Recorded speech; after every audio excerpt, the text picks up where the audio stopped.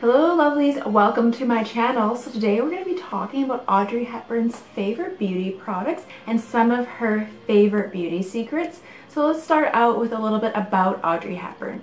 So Audrey Hepburn is a name that almost anyone could recognize on the spot, and she is best known for her role in Breakfast at Tiffany's, which is one of my favorite movies. But this old Hollywood star was so much more than just her on-screen performances. Let me tell you a bit about her fascinating life. Audrey Hepburn was born in 1929 in Brussels, Belgium. At the beginning of her childhood, she spent most of her time there and in England. When World War II broke out, her parents moved her to the Netherlands, where they thought they could be all safe in a neutral country. However, we all know that it was not what happened, and the Germans did eventually invade and occupy the country. Hepburn, a teenager at the time, did not sit back and watch the war going on outside of her window. She became a courier for the resistance, meaning she would deliver letters between members. Guards were less likely to search children, so it was easier for them to move freely. She also donated any money she made from ballet recitals back to the cause. Despite all of her efforts, though, she and her mother faced extreme poverty and at times went for days without eating. Later in life, Hepburn would be idolized for her thin, boyish frame, which was actually because of her starvation during childhood in the war. While in Holland, Audrey's parents divorced, but they both continued to add the German war effort in subtle ways. Audrey was a humanitarian at heart, and years after her acting career, she was still involved in making the world a better place, specifically through UNICEF. Her main focus was helping starving children around the world, most likely because of her own experiences as a child. She went on her first mission with UNICEF in 1988 to Ethiopia. From there, she would go on upwards of 50 other mission trips, bringing food donations with her. It was such a large part of her life, she had a charity set up in honor when she died. It is known as the Audrey Hepburn Society through the United States Fund for UNICEF. There is also a statue dedicated to her in UNICEF's headquarters in New York City. Audrey's personal life had a lot less drama than some of the other stars in old Hollywood I've talked about before, but that doesn't mean that none existed. When he was still a senator, Audrey dated John F. Kennedy. It was a quick and quiet relationship, unlike the affair he had with Marilyn Monroe. Audrey actually sang Happy Birthday to JFK the year after Marilyn did, but it didn't get as much coverage as the Marilyn Monroe one. She was involved in an affair with William Holden, who was notorious for sleeping with his co-stars. His wife tended not to mind, and she always believed they meant nothing. Audrey posed a threat to her though, and Holden did come close to leaving his wife. However, Audrey desperately wanted children and Holden didn't. Eventually their flames sputtered out and she began to date Mel Ferrer. Audrey's managers wanted to squash any rumors that she was in love with Holden, so they had Mel propose to her at a party at Holden's house in front of him and his wife. Together, Mel and Audrey had their son Sean before getting a divorce after 13 years of marriage. 2 years later, she married Andrea Dottie and they had their son Luca a year later. She married a third time to Robert Wolders, who she stayed with until her death. As for her professional acting career, her big break came when she starred in Gigi on Broadway. From there, she went on to shoot Roman Holiday, which rocketed her to stardom. Audrey then went back to Broadway to play a lead role in Ondine, where she met her future husband Mel. She returned to movie making in Sabrina before going back to theater and starring in the musical Funny Face. She bounced back once again for the film War and Peace, and then The Nun Story. After that, she most famously starred in the movie Breakfast at Tiffany's, for which she will always be known. On top of that, she is one of 14 people to win an Emmy, Grammy, Oscar, and Tony Award. She won a Grammy for a narrated kids book called Audrey Hepburn's Enchanted Tales. Some say this is the only way she would have won, given that she did not have a strong singing voice. So I don't know if you have noticed, but I recently started using Final Cut Pro to edit all my videos, and I've been wanting to do this for years, and I was a little nervous to bite the bullet and actually get Final Cut Pro, because it's definitely an investment. and I was nervous because I felt overwhelmed by the software, but luckily because I have Skillshare, they have a really easy course on there on how to use Final Cut Pro, and I've been going through all the lessons once a week, and it's really helped me learn how to edit my videos, and now I feel super confident with Final Cut Pro. And you can use Skillshare for other things like illustration, drawing, there's fashion courses on there, there's marketing, there's so many different things you can take, whether or not you want it for work or business or even a hobby. The first 1,000 people to use the link below in the description box will get a 1-month free trial of Skillshare, and I highly recommend you trying it out, especially if you get a full free month. There's tons of different social media courses on there, and video editing, photography courses, so you name it, it's all on Skillshare. So make sure you click the link in my description box to get a 1-month free trial, and the first 1,000 people to click the link will get a 1-month free trial. So let me know which classes you end up taking. And now let's get into her beauty routine and some of her favorite beauty products and how she managed to stay looking young and amazing. For starters, every great beauty routine is complemented by a great diet. As often as you may hear it, water is a huge part of maintaining a healthy diet, and Audrey would drink tons of water. I actually drink a huge amount of water every day too, and I like to put lemons in my water. Especially on her detox days, Audrey would drink a lot of water, and these detox days weren't like typical juice cleanses or anything like that. They were more of an extreme diet, and they were meant to help her reset and recover from jet lag. About once a month, she would drink intense amounts of water and eat only fruits, vegetables, and yogurt. She wasn't exactly a vegetarian, but she didn't eat meat all that often, and when she did, it was only in small doses. The great thing about her diet is full of potatoes. She did have a high carb diet. She also loved pasta.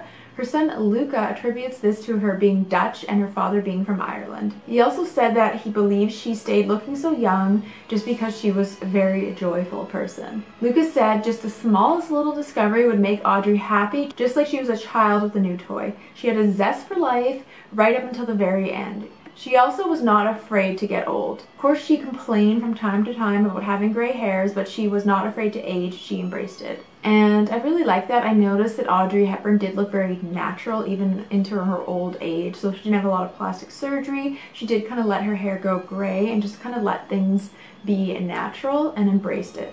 The other big secret to her glowing skin was avoiding the sun. And we all know that the sun can cause wrinkles and skin cancer and tons of sun damage, so she made sure to limit the amount of time she spent outside. When she couldn't help but to be outside, she insisted on wearing a large amount of sunscreen no matter what, and she wanted to protect her skin at all costs. And Audrey insisted that if your skin wasn't well taken care of, then it usually meant something was going on. And health-wise, she made sure to get enough fresh air and sleep to keep her skin shining. Another unconventional approach that she took was using Greek yogurt as a face mask. She would apply it and leave it on for 30 minutes before washing it off.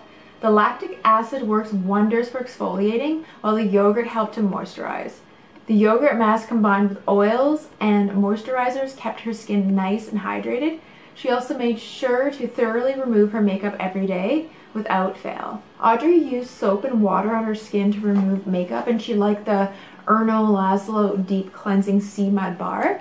And speaking of makeup, she was best known for her doe eyes, and achieving this was a 3-step process.